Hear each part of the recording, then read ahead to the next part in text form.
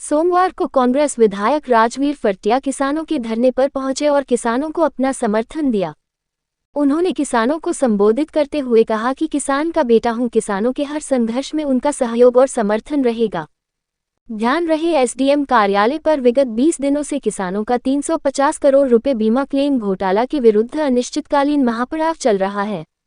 बीमा घोटाले का पैसा किसानों के खाते में ब्याज सहित लौटाने व उच्च स्तरीय जांच की किसान मांग कर रहे हैं।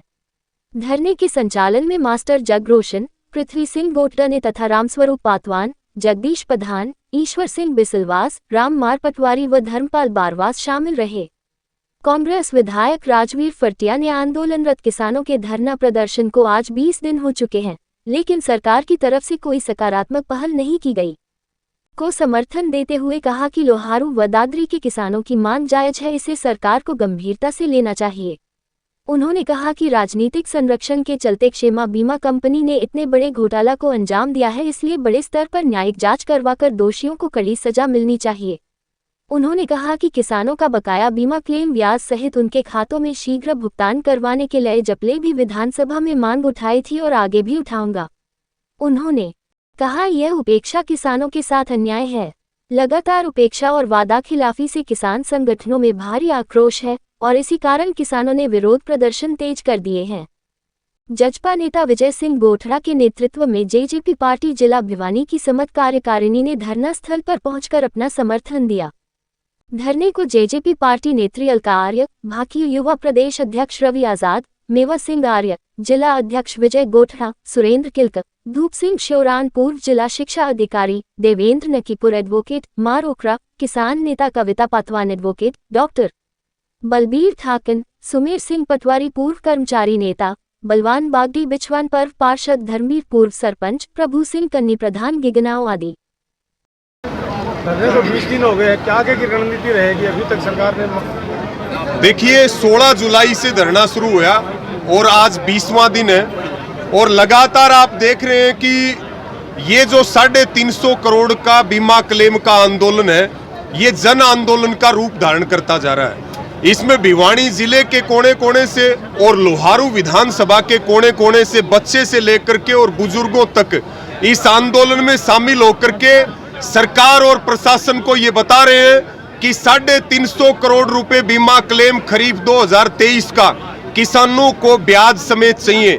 ये जो डाका डालने का काम किया गया है, घोटाला किया गया है, जिसमें सरकार के पूर्व जो सरकार उस समय थी, सरकार के लोग उसमें शामिल थे, इसमें अधिकारी शामिल है, बीमा कंपनी के लोग शामिल हैं, तो इनकी निष्पक्ष जांच होनी चाहिए, दोषी जनता के सामने आने चाहिए और ब्याज समेत 350 करोड़ रुपए किसानों के खातों में जब तक नहीं मिलेंगे हमारा आंदोलन मजबूती के साथ चलता रहेगा। रही बात आगे के फैसले की, जो हमारी संयुक्त किसान मोर्चा की कमेटी है, लगातार हम इस धरने को मजबूती देने का काम कर रहे हैं। जरूरत पड़ने पर और समय अनुसार आंदोलन के कड़े फैसले भी लिए जाएंगे, लेकिन ये स्पष्ट है, चाहे वो महापंचायत की बात हो, चाहे कोई भी कड़े फैसले की बात हो, वो हम सब मिलकर के लेंगे और मजबूत फैसले लेंगे। सरकार इस बात का ध्यान रखे कि हमें कड़े फैसले लेने पे मजबूर ना करे। किसानों का हक है, वो किसानों को दिया जाए और दोषियों को सजा दिलाई जाए। पिछले दिनों दादरी में मुख्यमंत्री से एक प्रतिनिधिमंडल की बात हुई थी, कितने दिन का मुख्यमंत्री ने आश्वासन दिया था? देखिए, प्रतिनिधिमंडल की मुलाकात हुई थी और उसमें मुख्यमंत्री को ज्ञापन सौंपा गया था। मुख्यमंत्री ने यह आश्वस्त किया था कि हम इसकी जांच करवाएंगे और हम किसानों की मीटिंग अधिकारियों से चंडीगढ़ में करवाएंगे। लेकिन कई दिन बीत चुके हैं, 1 हफ्ते से भी ज्यादा का समय बीत चुका है, लेकिन मुख्यमंत्री की कही हुई बात के ऊपर कोई काम नहीं हुआ है। इसलिए हम मुख्यमंत्री जी को भी ये कहना चाहते हैं, आप कहते हो मैं किसान का बेटा हूं, किसान दिन और रात पिछले 20 दिन से लोहारू में बैठा है और आप कुंभकर्णी नींद में सोए हुए हो। अगर आप किसानों के प्रति गंभीर हो तो इसकी आप न्यायिक जांच का आदेश दे दो और किसानों को ब्याज समेत बीमा क्लेम दे दो। अन्यथा जैसे हम पहले अलग अलग जगह आंदोलनों में कड़े फैसले लेते रहे, ये तो लोहारू की क्रांतिकारी धरती है।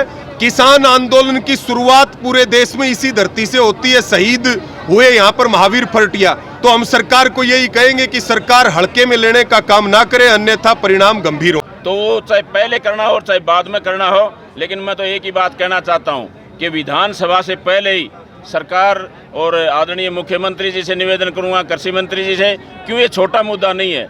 ये देश की सबसे बड़ी पंचायत, लोकसभा में भी ये मुद्दा आ चुका है कि 350 करोड़ रुपया जो किसानों का है, वो घोटाला जो हुआ है उसकी निष्पक्ष जांच होनी चाहिए, न्यायिक जांच होनी चाहिए और इसमें जो भी दोषी हैं उनके खिलाफ कार्रवाई होनी चाहिए।